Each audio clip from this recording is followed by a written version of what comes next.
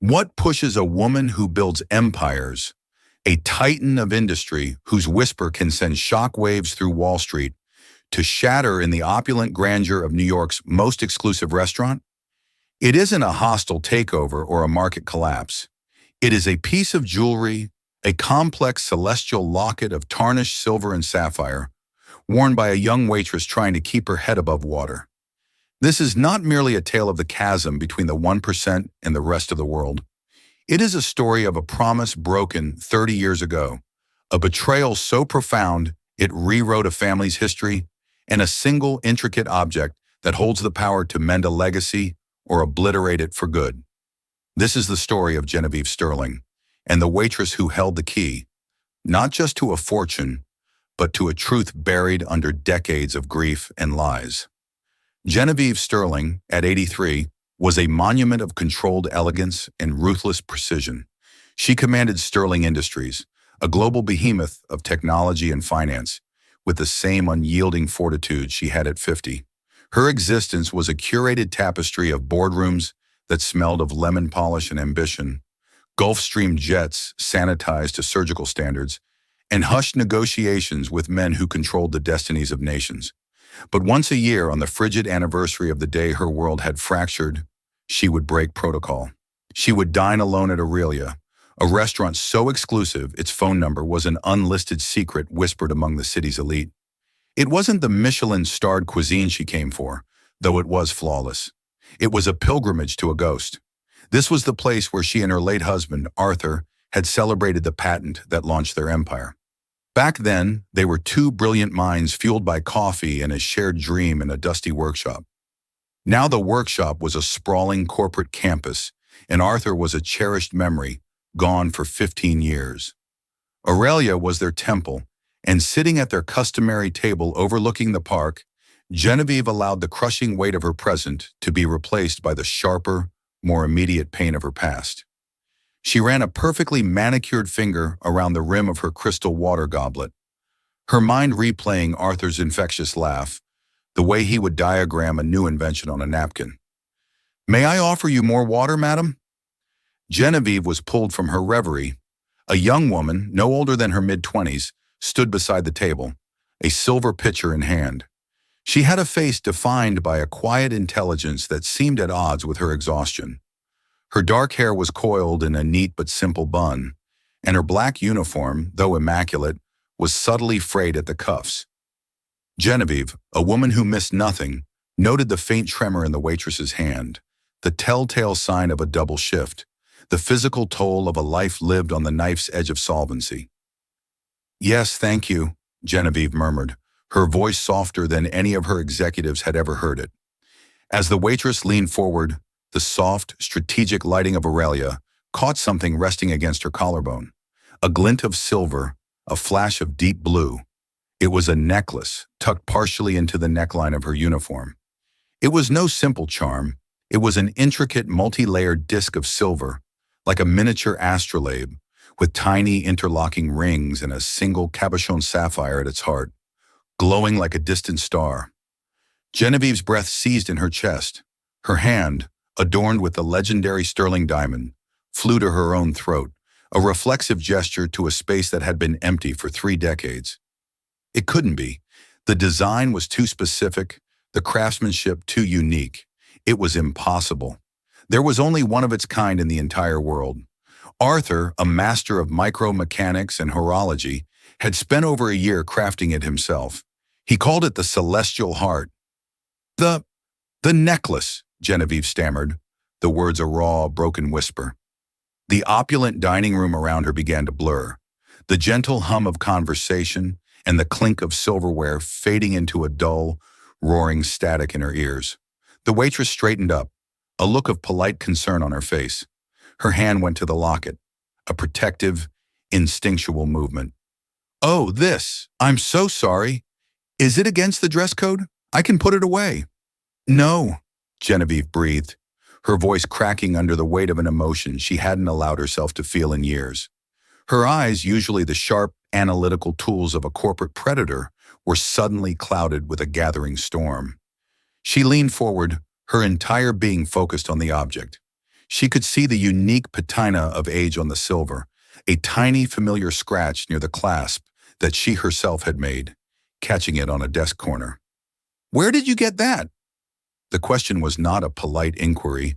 It was a primal demand, stripped of all her legendary composure, raw with a desperation that startled them both.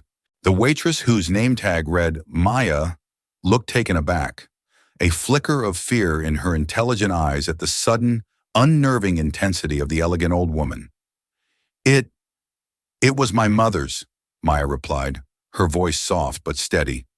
"She told me it was the only thing she had left of her family." "Your mother?" Genevieve's mind was a maelstrom. Clara, her brilliant, beautiful, lost daughter. The argument, the scent of rain on the night she left, the subsequent years of agonizing silence. It all came crashing down on her, with the force of a physical blow. Genevieve pushed herself to her feet, her movements jerky and uncoordinated. The impenetrable fortress she had built around her heart, fortified over decades of loss and ruthless success, was turning to dust. She reached a trembling hand across the table, not to take the necklace, but as if to beseech it, to plead with the ghost it represented. "Please," Genevieve whispered, and the sound was so fractured, so utterly broken, it seemed to suck the air from the space around them. "I must know. What was your mother's name?" Maya hesitated, her brow furrowed with genuine concern for the woman who was visibly disintegrating before her. "Ma'am, are you feeling all right? Should I call someone?" "Her name!" Genevieve's voice tore through the refined atmosphere of the restaurant, causing heads at nearby tables to turn. A single tear, hot and heavy, broke free and traced a devastating path through the fine powder on her cheek. Then another, and another. Genevieve Sterling, the queen of a global empire, stood in the center of Aurelia and began to weep, a silent, soul-shattering breakdown that convulsed her entire frame. Stunned, overwhelmed, and completely terrified, Maya could only whisper the name that had been both her comfort and her mystery her entire life. Her name was Clara, Clara Abbott. Abbott, the name of the man she ran away with, the artist. Genevieve's hand flew to her mouth, stifling a cry of pure, unadulterated agony. After 30 years of dead ends, of private detectives returning with empty hands, of nights spent staring into the hollow silence of her daughter's perfectly preserved room. Here was the answer. In the most exclusive restaurant in New York, hanging around the neck of an exhausted waitress, her granddaughter. The journey to Genevieve Sterling's palatial Fifth Avenue penthouse was a study in surreal silence. Maya, having been whisked away from her shift by a bewildered restaurant manager, acting on Genevieve's frantic instructions, sat on the edge of a cream leather seat in a custom Maybach. The car was so quiet, so insulated from the city, it felt like a moving vault. Beside her, Genevieve was a statue of contained sorrow, her eyes red-rimmed but now dry, fixed on the glittering cityscape as if she were seeing a foreign land. They ascended in a private elevator that opened directly into an apartment that was less a home and more a private museum. Sprawling rooms with impossibly high ceilings, walls adorned with works by Rothko and de Kooning, and windows that offered a god's-eye view of Central Park. A man in a discreet suit, Genevieve's head of security and chief of staff, Mr. Harrison, greeted them with a face of perfect, professional calm that barely masked his alarm at his employer's state. "Mrs. Sterling, is everything in order?" he asked, his voice a low baritone. "Everything has changed, Harrison," Genevieve said, her voice weighted with a lifetime of meaning. "Please see that we are not disturbed, and bring tea to the study, for two." The study was Arthur's domain, preserved exactly as he had left it 15 years ago. Floor-to-ceiling shelves crammed with books on physics, engineering, and art. On a large mahogany desk sat intricate clockwork models and half-finished schematics.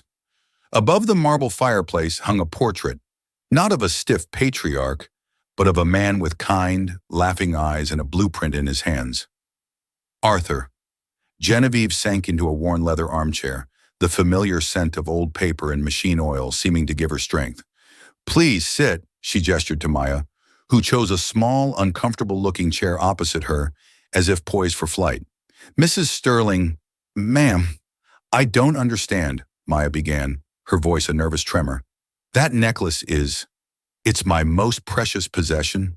Genevieve took a long, shuddering breath. That necklace, she started, her gaze locked on the silver object, is named the Celestial Heart. My husband, Arthur, the man in the portrait, he made it for our daughter, Clara. There is only one. He built a universe into it. It's not just a locket, it's a puzzle. She leaned forward slightly. Your mother, did she ever show you how it opens? Maya's hand instinctively covered the locket. She told me it was locked. She said the key was a memory she'd lost. She tried to open it sometimes, but she never could. I've tried too. I've spent hours studying the markings, the way the rings turn. It feels like there's a sequence, but I could never figure it out. Here it was, a flicker of something beyond mere inheritance. The girl had her mother's curiosity, Arthur's analytical mind. The key is not a memory, my dear, Genevieve said softly. It is a date, the day she was born. Month, day, year. 8 digits. Each ring on the locket corresponds to a number. You turn them to the correct sequence, and it will open. Maya's eyes widened. She had never known her mother's exact birthday. Clara had always been vague, claiming she didn't like to celebrate it. Genevieve recited the date, a string of numbers seared into her memory. With trembling fingers, Maya held the locket and began to turn the delicate, interlocking silver rings, each clicking softly into place. After the last digit, there was a faint, almost inaudible whirring sound. The face of the locket split down the middle, unfolding like the petals of a mechanical flower. Inside it was a marvel. On one side, protected by a crystal lens, was a miniature, hand-painted photograph of a young Genevieve and Arthur, vibrant and in love. On the other side was not an inscription, but a complex series of gears and levers, like the inside of a priceless watch. And nestled within that clockwork was a tiny, folded piece of paper. Maya carefully extracted it with the tip of her fingernail and unfolded it. It was a bearer bond for an astonishing sum of money, issued by a private Swiss bank. And beneath it, engraved into the silver in Arthur's minute, precise script, were 2 lines. For my Polaris, a new start. The password is the name of the first star we ever wished upon. Tears began to stream down Genevieve's face once more. Polaris, that was his name for her. His guiding star, she whispered. He always worried about her. So impulsive, so brilliant. He wanted to make sure she would always have a way to be safe. A way home. She gathered herself, taking a deep breath to steel her spine. 30 years ago, she began, the story pouring out of her, a torrent of pain held back for a lifetime. Clara was their world, a whirlwind of artistic talent and rebellious spirit who chafed against the rigid structures of their life. Then she met a man, a struggling painter named Mark Abbott. I disapproved, Genevieve confessed, the shame a bitter taste in her mouth. He had no ambition, no prospects. I saw him as a threat to the future I had planned for her. I feared for her safety, for her stability. The final argument had been catastrophic. Vicious words hurled like stones. You value your balance sheets more than my heart, Clara had screamed. You don't know love, you only know assets. She was 23, Genevieve whispered, her voice a ghost. She packed a small bag. I was so certain she'd be back in a week once the money ran out. But she never called. She never wrote. She simply vanished. She looked at Maya, her eyes pleading for an absolution she didn't deserve. We spent millions searching. We hired the best investigators in the world. It was as if she had stepped off the face of the planet. Arthur died believing she hated us. Maya listened, her own life story being violently rewritten with every sentence.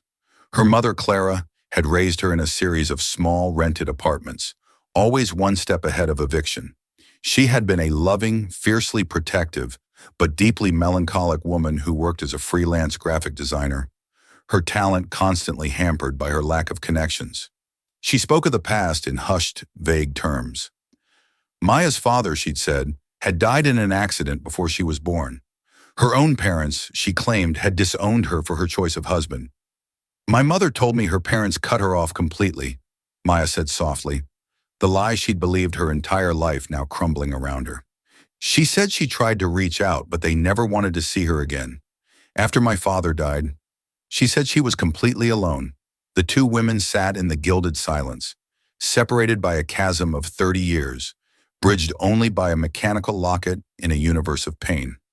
In the span of a few hours, a waitress had found her history, and a billionaire had found that her lost child had lived and died in the shadows of the very city she ruled, leaving behind a granddaughter she never knew existed.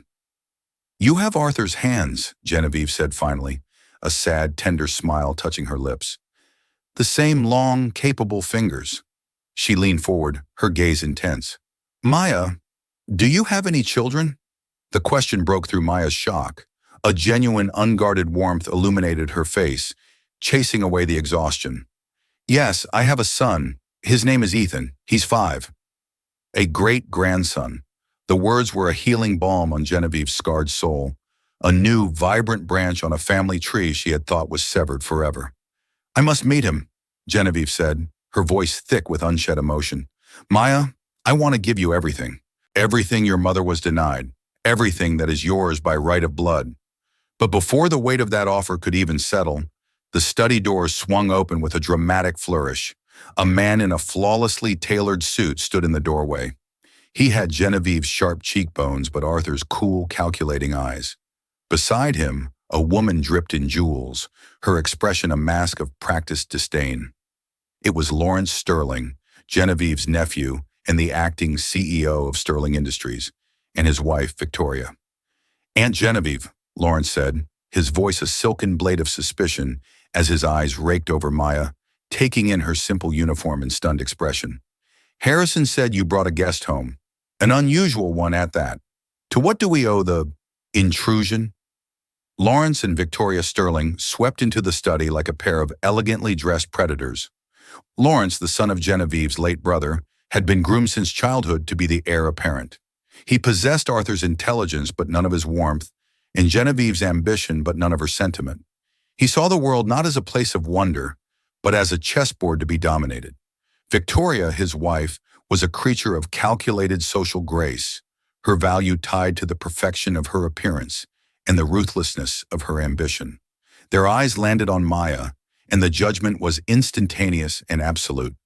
They saw not a person, but a problem. They saw her inexpensive shoes on a priceless Aubusson rug, her server's uniform in a room that had hosted statesmen. Their gazes flickered to the open locket, then to Genevieve's tear-streaked face, and their expressions hardened from curiosity to alarm. "Genevieve, what is the meaning of this?" Lawrence demanded, his tone that of a CEO handling a security breach. "Who is this woman?" Victoria glided further into the room, her eyes narrowing as she processed the scene. "My goodness, you look utterly distressed, darling," she cooed, her voice like honey laced with arsenic. "Has this person been bothering you? Shall I have security escort her out?" Genevieve drew herself up, the formidable matriarch reasserting control. The moment of vulnerability was over. "Lawrence, Victoria, this is Maya. She is Clara's daughter." The declaration detonated in the silent room.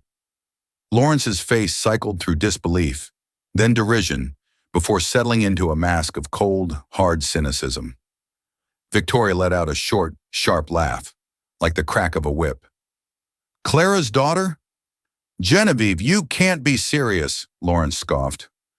"Clara ran off 30 years ago without a trace. This is preposterous. Some sort of pathetic grift." "It is not a grift," Genevieve said, her voice dropping to a dangerously quiet level. "She is wearing the celestial heart, the locket Arthur made for Clara."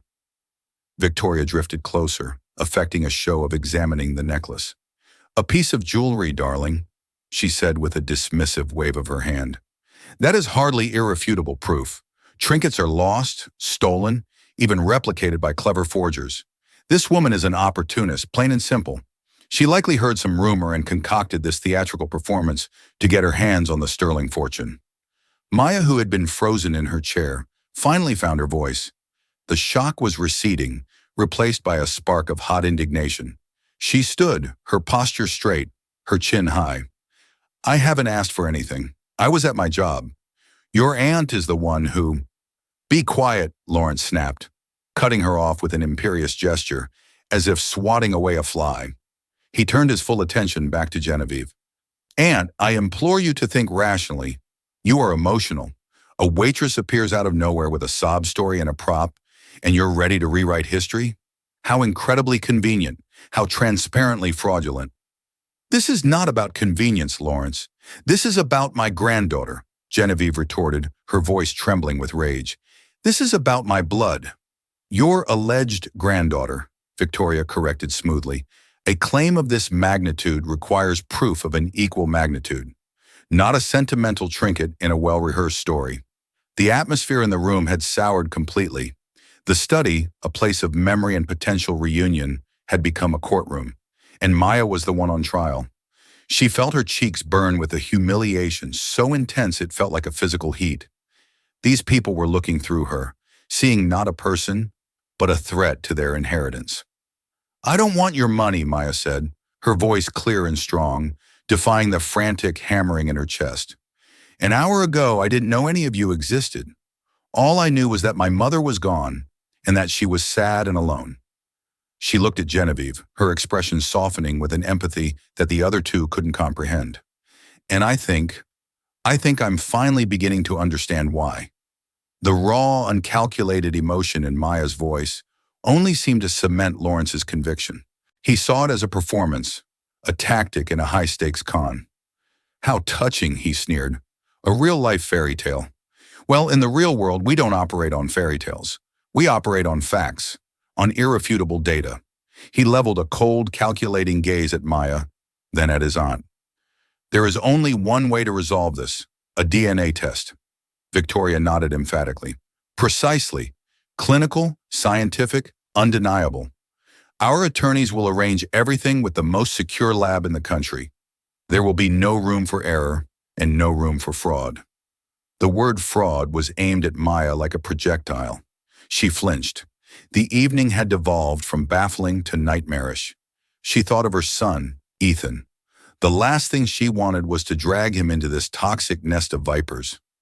Genevieve looked at Maya, her expression a mixture of profound apology and grim determination. "They are right, Maya. Not because I have any doubt in my heart. I know who you are. But to silence them. To make it official, undeniable. For your sake and for your son's." Maya felt cornered. Refusing the test would be an admission of guilt in their eyes. Agreeing meant stepping deeper into their poisonous world. She thought of her cramped apartment, her mountain of student debt from a community college degree she barely had time to use, the gnawing anxiety that was her constant companion. Then she thought of Ethan, and the world of possibilities this could open for him. Good schools, proper health care, a future free from the crushing weight of poverty she knew so well. But at what cost? Taking a deep, steadying breath, she met Lawrence's icy stare head-on. "Fine," she said, her voice firm. "Do it. Run your test. You'll get your proof." Lawrence gave a curt, triumphant nod. "Excellent. Our legal team will be in touch to arrange the sample collection tomorrow." He then turned to his aunt, his voice laced with authority. "And until those results are in, you will not give this woman a single dime. This is, for all intents and purposes, a pending legal matter. She is a claimant, not family. She will stay here, in this house, as my guest," Genevieve declared, her own authority ringing through the room like a steel bell. A flash of fury crossed Lawrence's face before he masked it with a thin smile. "As you wish, Aunt. But don't say we didn't warn you when this all blows up in your face." With a final, withering glare at Maya, Lawrence and Victoria turned and exited the study, their victory palpable. The tentative warmth of reunion had been extinguished, replaced by the chilling reality of the battle to come. Maya was not just discovering a family, she had been conscripted into a war. The following week was a surreal exercise in psychological warfare. Maya and 5-year-old Ethan were installed in a guest suite that was larger and more opulent than their entire apartment building. For Ethan, it was a magical kingdom. He was mesmerized by the floor-to-ceiling aquarium in the main hall, played hide-and-seek in the manicured rooftop garden, and quickly charmed the stern-faced Mr. Harrison. For Maya, however, the penthouse was a beautiful, suffocating prison. Lawrence and Victoria had made it clear to the staff that she was to be treated with polite suspicion. She was a guest who was not allowed to leave the premises without Harrison's escort, a potential heir who was also a potential criminal. Victoria, in particular, took a cruel pleasure in her daily psychological jabs, making comments about Maya's simple clothes or Ethan's boisterous energy, all delivered with a smile as sharp as broken glass. Genevieve, meanwhile, poured all her frustrated energy into getting to know the great-grandson she never knew she had. She read him stories, showed him Arthur's clockwork models, and in the boy's bright, curious eyes, she saw echoes of her lost daughter and her brilliant husband. A fragile, tentative bond began to form between Maya and Genevieve as well, forged in the shared telling of stories about Clara. "Your mother could find the mathematical perfection in anything," Genevieve recalled one afternoon, showing Maya Clara's old sketchbooks, which were filled not with portraits, but with intricate drawings of natural fractals, the spiral of a seashell, the branching of a frost pattern on a window pane. Arthur used to say she had a poet's soul and an engineer's eye. I tried to force her into finance. I didn't understand that I was trying to cage a storm. The regret in her voice was a physical presence in the room. But Lawrence was not sitting idle. He saw Genevieve's growing affection for Maya as a direct threat to his power. "She's working on her, Victoria," he seethed one night in their own wing of the penthouse. "Playing the part of the meek, grateful orphan. Genevieve is old, she's grieving. She's the perfect mark." "The DNA test is a formality," Victoria said, applying a diamond-infused face cream. "Even if it proves she's Clara's bastard, it doesn't prove her character. We need to discredit her so thoroughly that even if Genevieve accepts her, the board of directors never will. The Sterling legacy cannot be handed over to some waitress with a dubious past." Lawrence made a call. He hired a man named Silas Croft, a corporate investigator known for his lack of scruples and his talent for manufacturing dirt where none existed. Croft's initial background check on Maya Reed came up disappointingly clean. She was poor, but she was honest. Hard-working, no criminal record, not even a parking ticket. But Croft was persistent.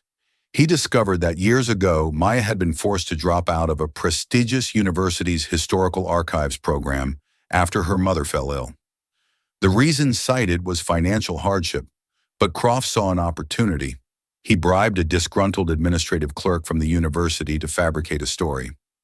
The new narrative was that Maya had been caught selling rare documents from the university's special collections on the black market and was quietly expelled to avoid a scandal. It was a complete fabrication, but it was plausible enough to be devastating. It painted Maya not as a devoted daughter, but as a thief and a fraud. While this trap was being set, Maya was facing a different kind of challenge. Genevieve, wanting to prepare for the inevitable, had asked the head of the Sterling Foundation's archival department to meet with Maya.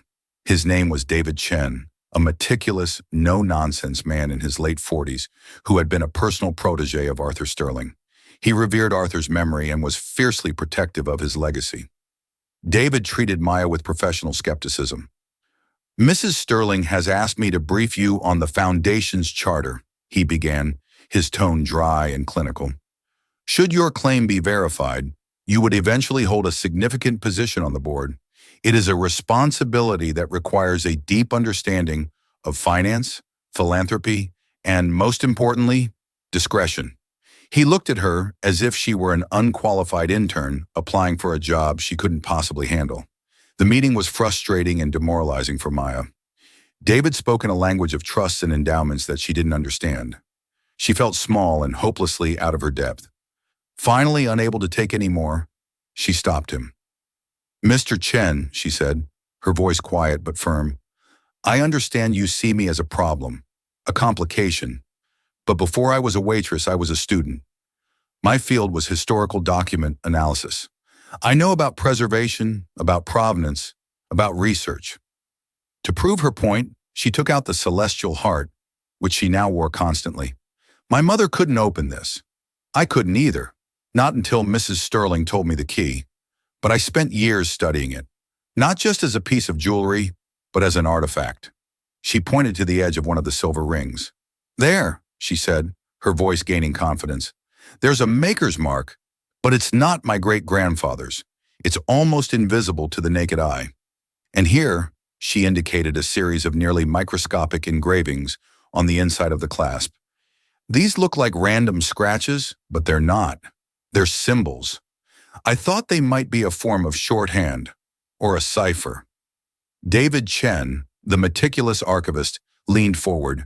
His professional curiosity piqued for the first time. He took a jeweler's loupe from his pocket and examined the marks. His skeptical demeanor began to crack, replaced by a look of intense concentration, and then dawning respect. Maya wasn't just a claimant, she had an eye. She had the instincts of a researcher. She saw details others missed.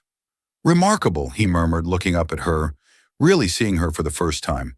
"I've handled dozens of Mr. Sterling's personal items. I've never seen this maker's mark before. And these engravings, you're right, they're not random." For the first time since entering the penthouse, Maya felt a spark of her old self, the competent, intelligent student she had been forced to leave behind. She had found a potential ally, not in a family member, but in a guardian of her great-grandfather's legacy, a man who, like her, valued truth and evidence above all else. The day the DNA results were scheduled to be delivered, the penthouse felt like a pressurized cabin. Genevieve had summoned everyone to Arthur's study.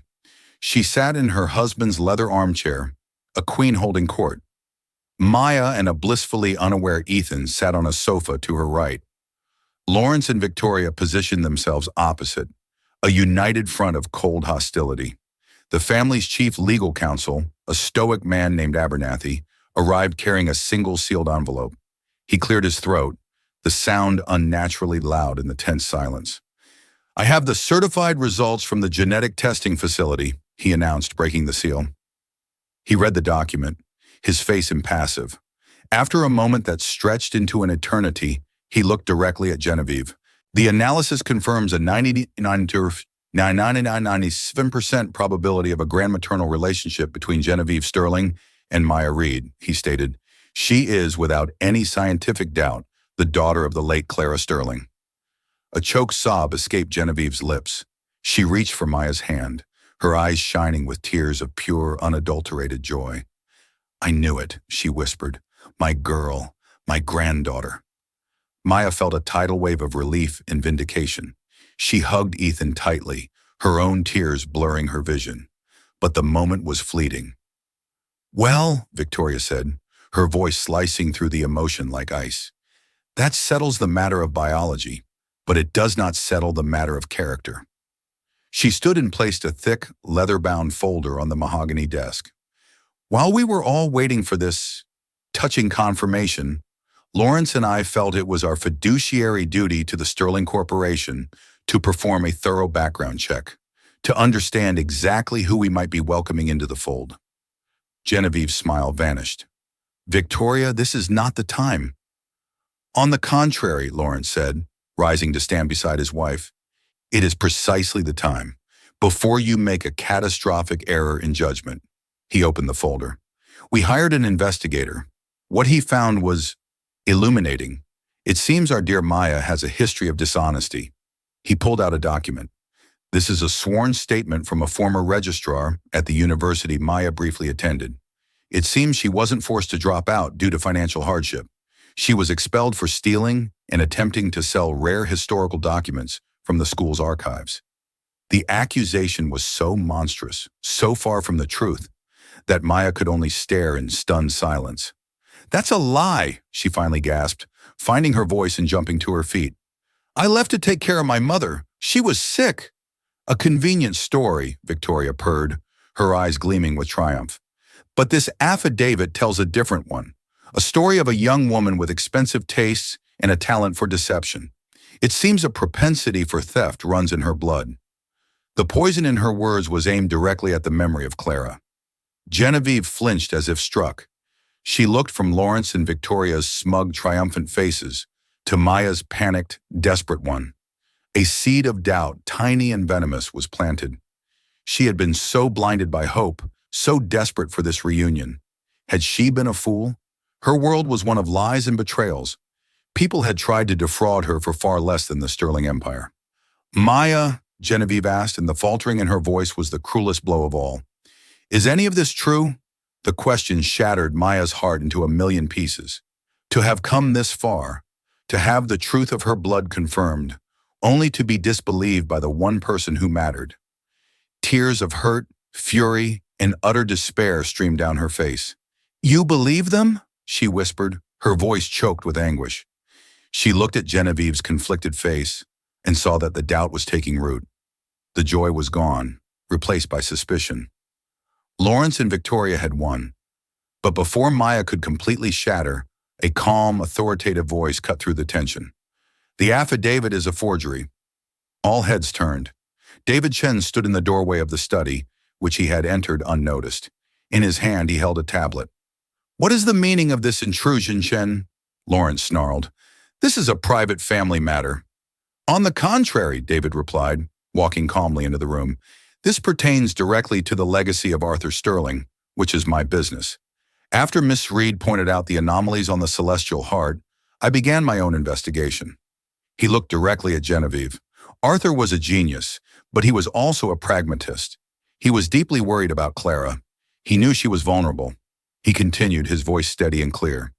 "The maker's mark on the locket does not belong to a jeweler. It is the registered trademark of a small, highly discreet Swiss security firm that specializes in encrypted hardware. And the engravings on the clasp, they aren't a cipher. They are a biometric access key." He turned to Lawrence, his eyes cold. Arthur Sterling didn't just give his daughter a bearer bond. That was a decoy. He established a numbered trust for her, an account so secure it was practically off the grid. It could only be accessed by two things: the unique resonance frequency of the locket's internal mechanism and a voice print password. The password was Alcyone, the brightest star in the Pleiades cluster, the first one he taught Clara to identify. David swiped on his tablet, and a series of financial statements appeared on the large screen behind the desk. The account was untouched for years. Then 30 years ago, 2 weeks after Clara disappeared, the voice password was changed, and over the next 3 decades, the account was systematically drained. Millions of dollars funneled through a series of offshore shell corporations. He paused, letting the weight of his words settle in the silent room. "It took some work, but we traced the ultimate beneficiary of those shell corporations." He looked directly at Lawrence, his voice dropping like the fall of a guillotine. "They all lead back to you." The air left the room. Lawrence's face went from crimson rage to a pasty, bloodless white. "It was you," Genevieve whispered, the realization dawning with horrific clarity. "Clara called here, didn't she? She tried to come home. She was a mess."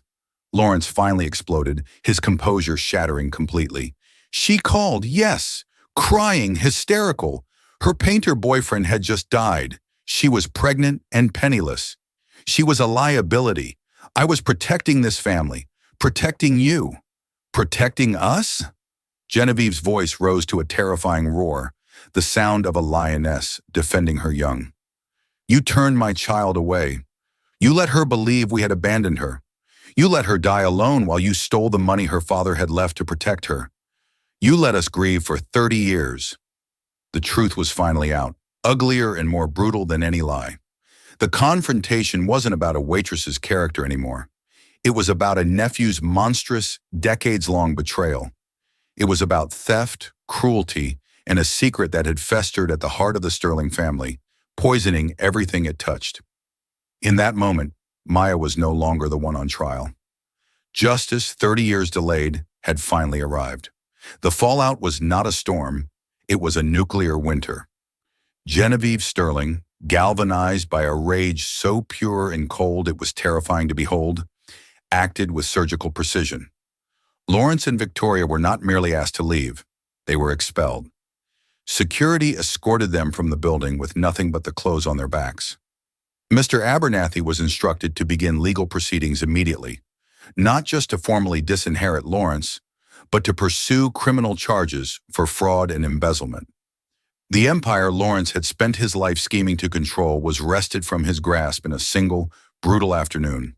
The days that followed were not filled with celebration, but with a profound and heavy quiet. The truth had been liberating, but it had also laid bare the depth of the family's wounds. Genevieve seemed to age a decade overnight. the weight of her son's betrayal and her daughter's tragic, lonely end settling deep into her bones. It was Maya who bridged the silence. One evening she found Genevieve in the study, staring blankly at Arthur's portrait. Maya didn't say a word. She simply sat with her, and for the first time she began to talk about her mother, not the myth of Clara Sterling, but the woman she knew.